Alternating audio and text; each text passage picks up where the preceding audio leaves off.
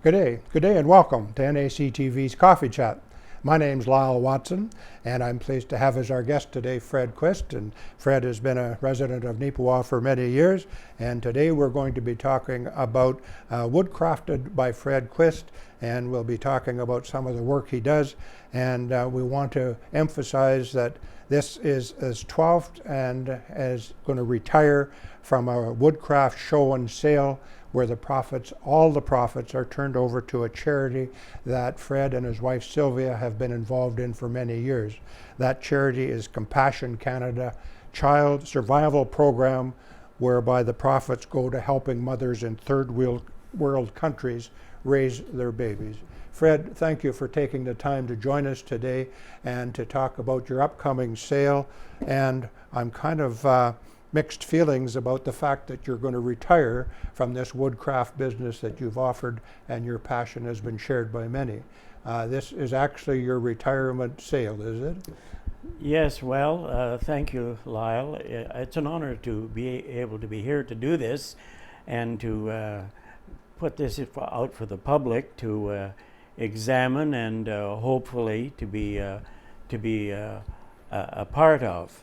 I guess, yes, you could call it a retirement sale in the fact that this is going to be the last of large amounts of stuff. I still do woodwork and enjoy it, but to have enough on offer to make a sale, I will not have a large amount of it there. Yeah. Well, for over the 12 years that you've been donating all the proceeds to Compassion Canada, you've had quite a variety and a lot of interesting pieces of woodwork that you've offered for sale. And this sale, I'm going to make a point of the upcoming date is when, Fred? We're going to open on November the 15th at the Salvation Army store. Yes. The staff there and Amanda are just tremendous people. The last 5 shows have been there, and they have just gone all out to give me space and to look after the sale. Yep. They look after the entire sale. And as if there's too much for the shelves, as it's sold, they replenish on the shelves, and it's just been a pleasure to work with them. And so we're going to be using it one more time, and hopefully it'll go well. It will be successful. Well, based on what's happened in previous years, I'm sure it will, Fred. So the sale starts on November 15th. Runs through till? Yes, till the end of December. Now, the reason I just say the end of December is because the Salvation Army store has their on and off days. Yes. They have days when they're packing hampers and the store is closed for a day or sometimes a couple of days, which means that the Woodcraft show is not available. Yes. And then whatever days. So they're very good at that. Just giving me all the time when they're open. And then I've always advertised it as a just in time for Christmas sale, but in talking with Amanda, she says, why don't you leave it till the end of the month, because we're going to be open after Christmas or after Boxing Day till the end of the month, and there's a week in there. Yes. And so that was a good idea. Okay. And so that's what we're going to do. So it'll be till the end of December. Good. Well, that gives our viewers plenty of time to get down and see your work. I'm going to point out Fred's logo to start with here, Jess, if you can zero in on that. And that's his logo that he crafted out, and it's woodcrafted by Fred Quist. I don't know if it's for sale or not. I imagine you'll be keeping that, will you? Or for now. For now. It will likely end up with a family member somewhere along the way. Yes, yeah. Well, I want to go back a little bit on your background and where you and Sylvia spent your lives before you come to Neepawa, and what you were involved in as a profession. Could you give us a little bit of background history on your life, Fred, there, please? Well, yes, they're two wonderful stories. I use wonderful stories as a description because my wife and I grew up very, very much alike. She grew up on a small farm in near Salmon Arm, British Columbia, Yes. and I grew up Marwayne, on just a little in Alberta from Lloydminster on a farm, and then in 1950, fall of 1956, I felt that we used the word call of God to go into ministry. I'd been raised in a Christian home and raised in Sunday school and I taught Sunday school as a teenager and felt a real yearning to share God's word with children especially, and because I was teaching children. And unbeknownst to me, my wife to be over on the other side of the mountains was doing the very same thing. She was born into a Christian home and with Sunday school and children's work. She was teaching Sunday school over there. Yep. That was back in the early days. Yep. Well, it so happened that we met in Bible school in the fall of 1956, and romance budded after a year, and we were married 2 years later. Then we had 1 year of Bible college left, and so we graduated in the spring of 1959, and then after a wonderful musical tour where we were both involved in choir and other ensembles in music, we struck out on our own to do children and youth ministry. And our headquarters was Alberta, but we migrated to BC as far as the coast. Oh, did you? Victoria and Port Alberni, doing summer camps and vacation Bible school ministry. And we had a great summer. And then following that, we offered to pastor a small church in Grand Center, Alberta, up near Coal Lake. Yes. And that began our, call it profession as pastoring ministry. Yep. But because of our missionary background and reaching out and that, we had a desire to go into new territory where the gospel of Jesus Christ was not being offered or being taught. And somebody said, go north, go north. So we ended up in High Level. And that's where our ministry took off and blossomed, very busy. We raised 5 children there, and we remained there for just about 44 years. And then we retired in 2004 and moved to Neepawa in September of 2005. Wow. So I guess we've been here, is this 18 years? 18 years. Well, Yeah. I don't know how the time, it doesn't seem that long, Fred, but the time goes quickly. But in that, when you initially come and settled in Neepawa, one of the first things you did was establish a shop full of tools and woodworking equipment, plus the wood itself. You established quite a inventory there at your residence, did you not? Yes, I moved all our needed belongings in a big moving van, and all my shop tools that I had collected for many years, and moved them down.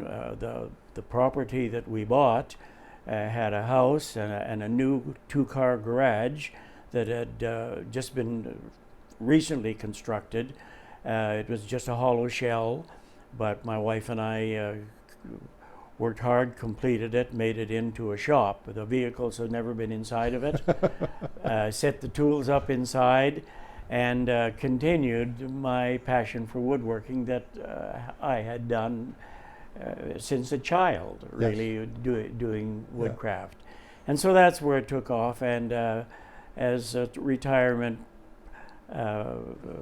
project and just the fun of wood, I just continued. And you continued, and then in about 12 years ago, you started donating the proceeds to the Compassion Canada Child Survival Program, and that's been quite successful over the last 12 years. And although that you are considering retirement, I'm sure this sale this year will be as successful.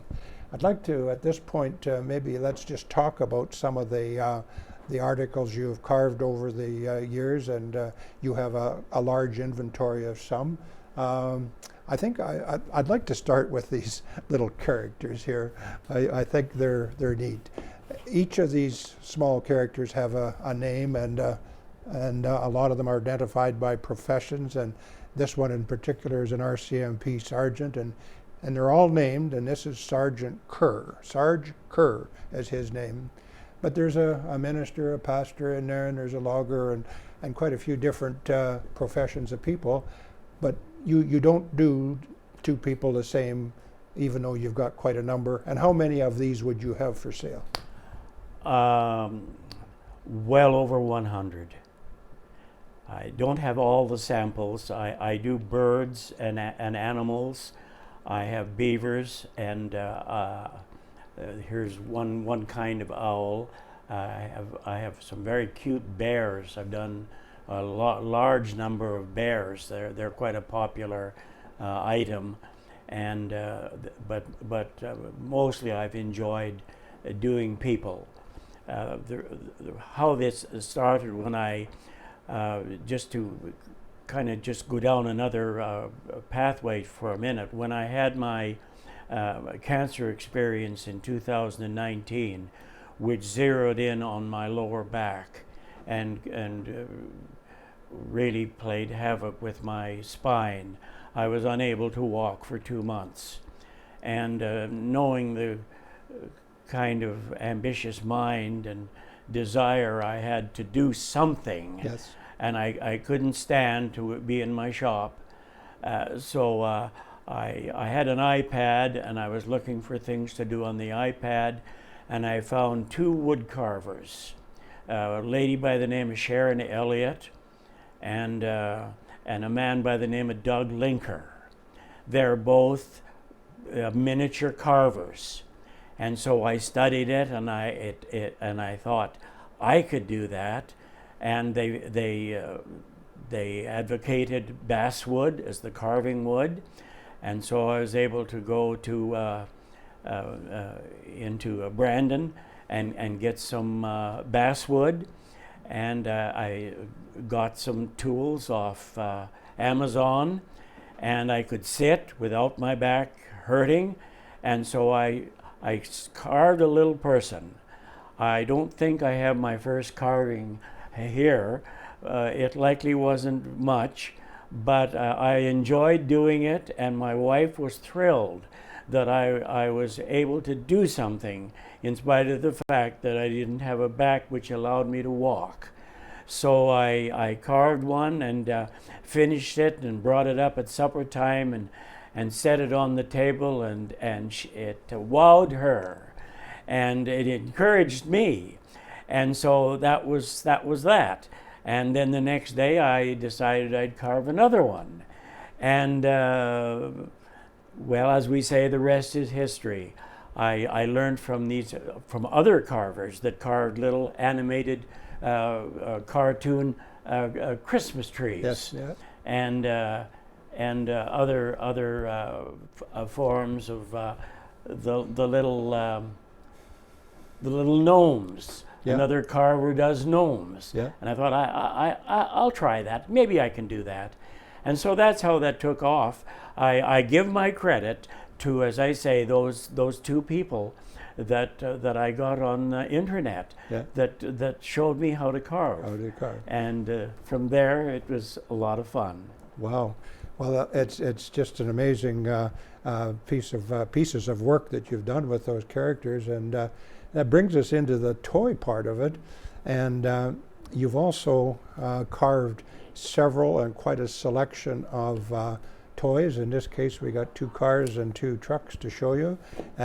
Could you just talk about that part of your carving for a minute? Well, these are made out of a 2x4, trying to get someplace where there's no knots, of course, and I cut the rough out, scribe the pattern on a 2x4, and cut the rough pattern out on the bandsaw, and then take the windows out on a scroll saw, and the fenders they're made on the scroll saw, and then the wheels are made individually, and quite a process to make the wheels. I have a wheel maker that I have on my a drill press, Oh, yes. and then they come off raw, and then they go to the wood lathe where they are finished and hubcaps put in them, and then finished and installed and painted, and then when the paint is dry, I sand them smoothly, and then take them outside and spray Varathane to give them that factory finish there, and that makes a little vehicle. Many of them are made of hardwood, although this is hard spruce. I like to pick a 2x4 that is you can get soft wood, but I like the hardwood because it finishes better and is more durable. And their life expectancy would be a lifetime, I would presume. Yes, that's right. They're well made. Yes. And what about a lot of your figures here?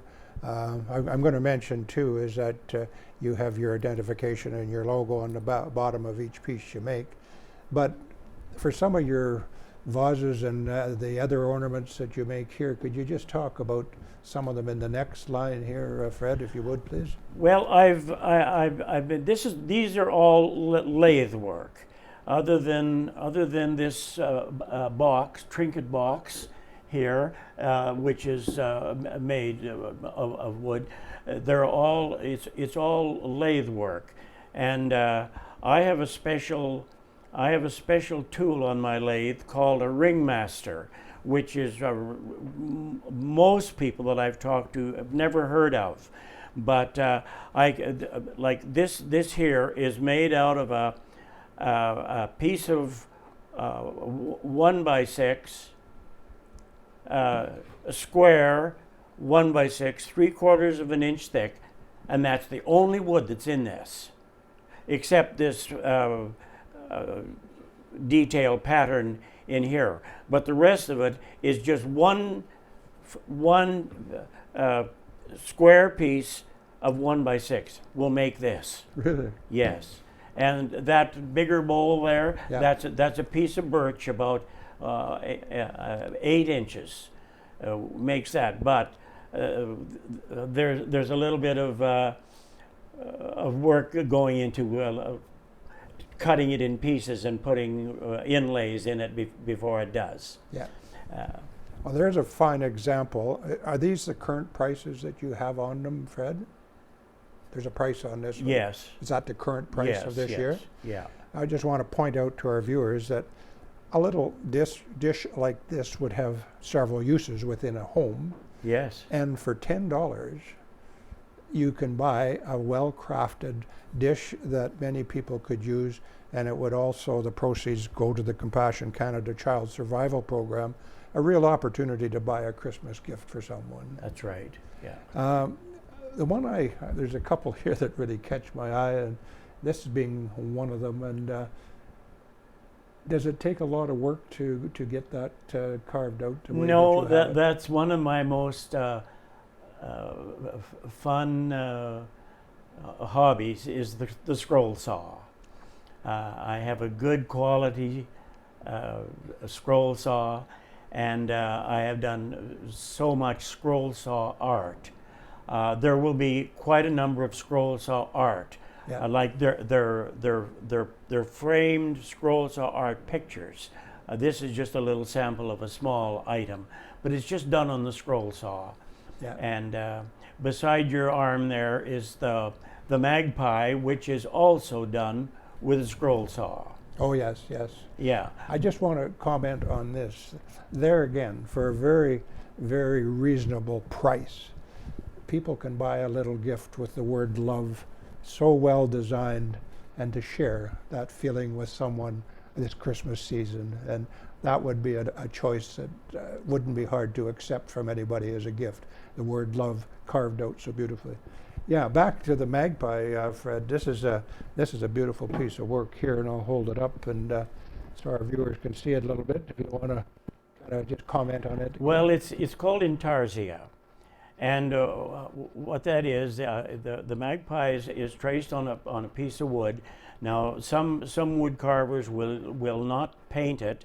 They'll use various kinds of and tones of wood, and they'll do it in pieces. This is all the same piece of wood, but all little pieces are cut out individually and painted individually, and then sanded, rounded, and then put together. Yeah. But it's cut out on the scroll saw. Yeah. I have quite a number of things. The magpie is just one of them. I've done a lot of wolves and bears, quite large. This is a small one. I've done quite large wolves and bears and dogs, dog breeds. The breed of a dog, like German Shepherds, Collies, and different breeds of dogs. Well, it's beautiful work, that's for sure. Now, this, the one on the back here is a picture frame, but you did not paint this picture, or did you? I did paint that picture. You did paint the picture. That was another thing that I was sort of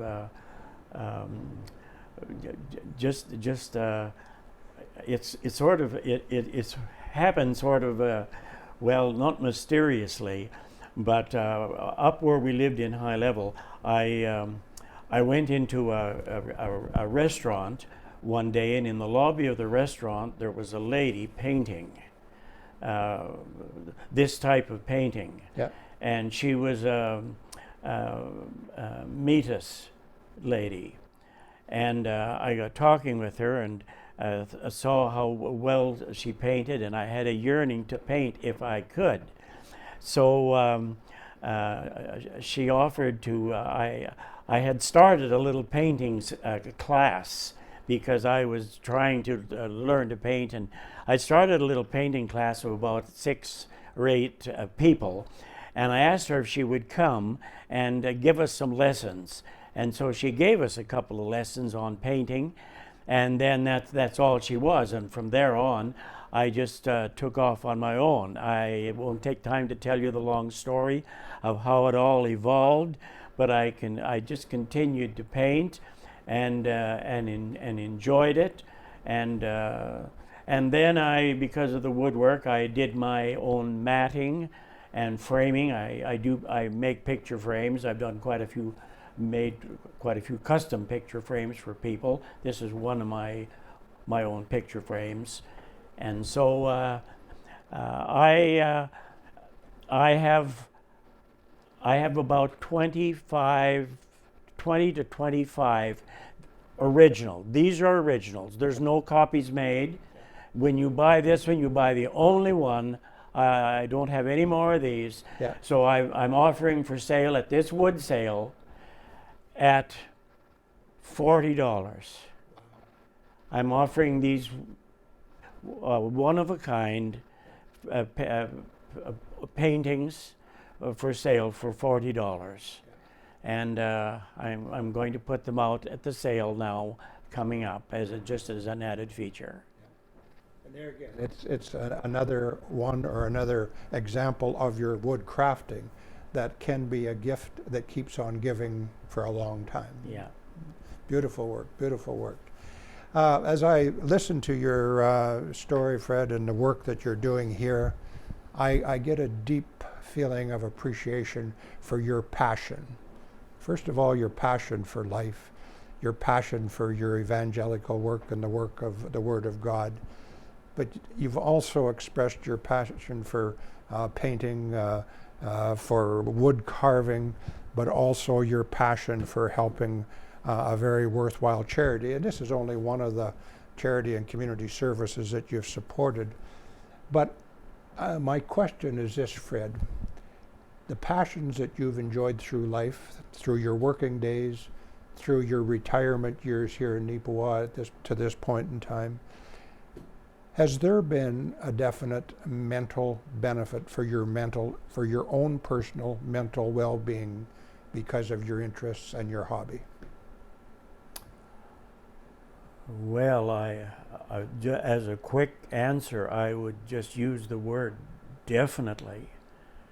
My younger brother had a phrase, "I don't do nothing well." If you can figure that one out. I like to be busy. Yes. I've always been a busy person, finding something to do, and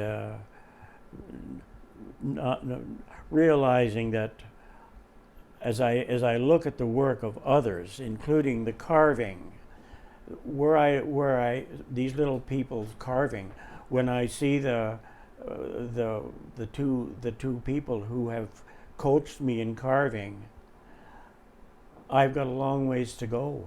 Yes. They've been carving for 30 years.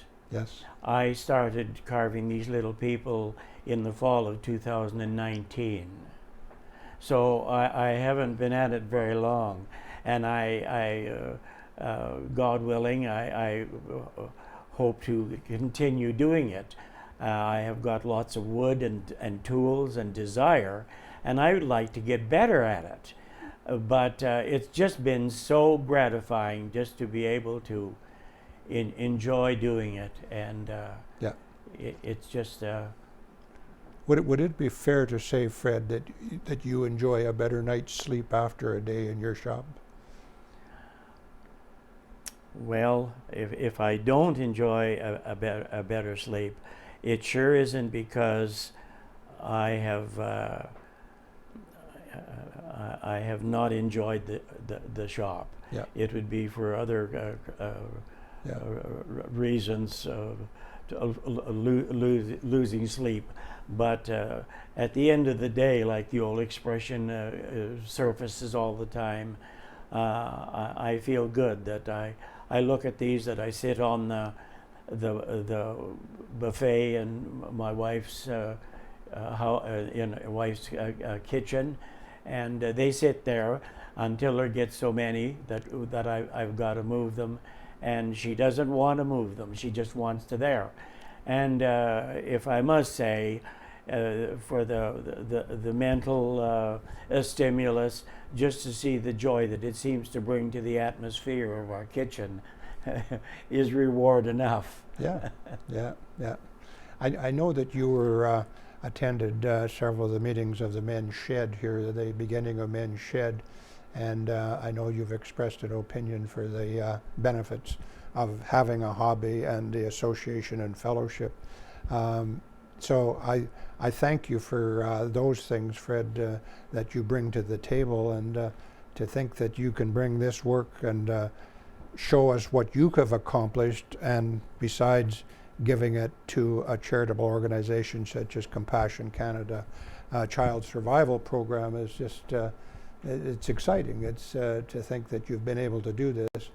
And I know over the years you and Sylvia have sponsored more than one child in this charity organization. Yes. And you still currently do that? Yes, we do. And that's aside from what you donate through the sale. Yes, that's right.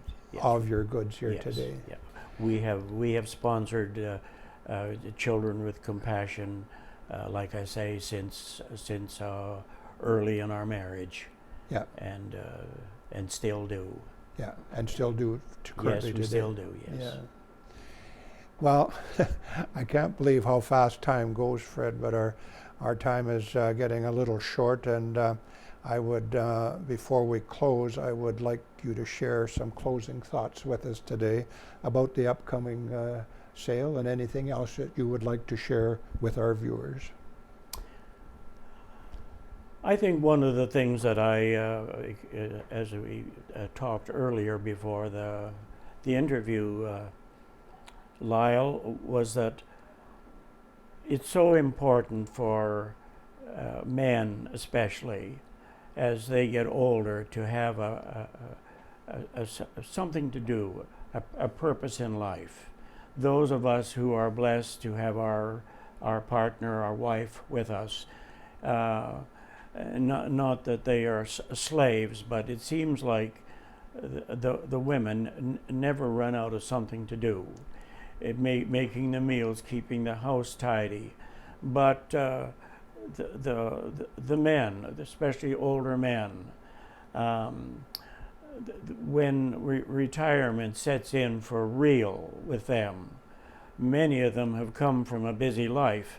And they've now, when that busyness is suddenly come to a halt, and they've moved from the farm or from a business, and they're suddenly in an apartment or a smaller house.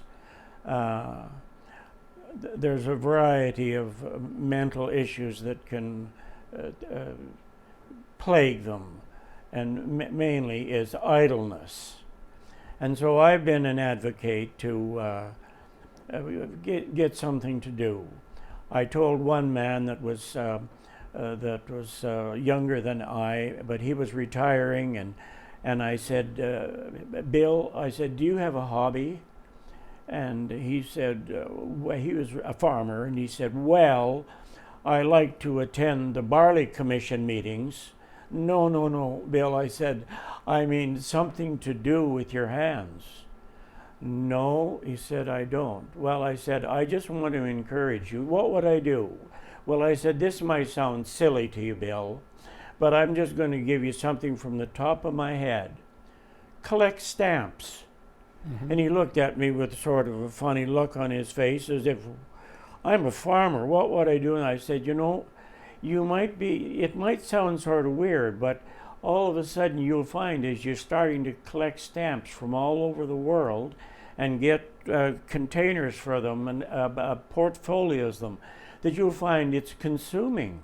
And you have found something that's thrilling, and you're doing it from your rocking chair. And we just left it at that, and he went away with his thoughts. See, we don't all have painting ability. We don't all have woodworking ability and carving ability, but you know, there's something that we can do. Yeah. Make a scrapbook and give it to a person that is incapacitated or something. I could. Time doesn't allow me to talk of many hobbies that you can do from your chair, and enjoy it. So that from the mental aspect of it, you know, and that this is a high priority to keep busy, Lyle. To keep busy. Well, that's a very thought-provoking closing thought, Fred, and we thank you very much for taking the time to join us today on Coffee Chat.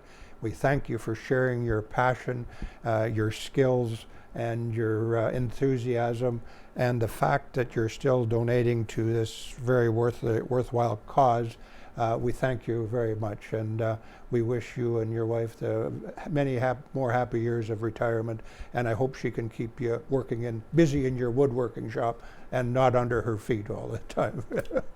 Thank you, Lyle. It's just been a pleasure talking with you and doing this, what I call a sales pitch today, and I'm just looking forward to seeing all this stuff out in display, and as in past sales, there's homes all over Neepawa and farther afield across Canada, I hear, that have got samples of the woodwork in their homes. Yes. We're hearing it even in Neepawa.